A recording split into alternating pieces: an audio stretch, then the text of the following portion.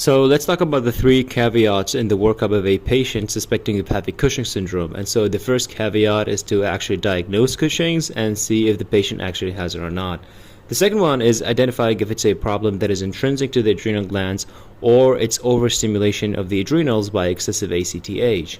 The third caveat is that if it were actually caused by excessive ACTH production, is the ACTH coming from the pituitary gland or is it coming from a non-pituitary ACTH producing tumor?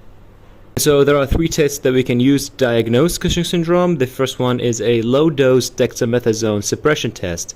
And basically, the concept lies in the fact that in healthy individuals, giving dexamethasone, which is an exogenous steroid, would suppress the production of endogenous steroids through negative feedback. And so normally the cortisol levels would be suppressed in healthy individuals, but in patients with Cushing syndrome, the cortisol levels will remain elevated due to dysregulated production of steroids.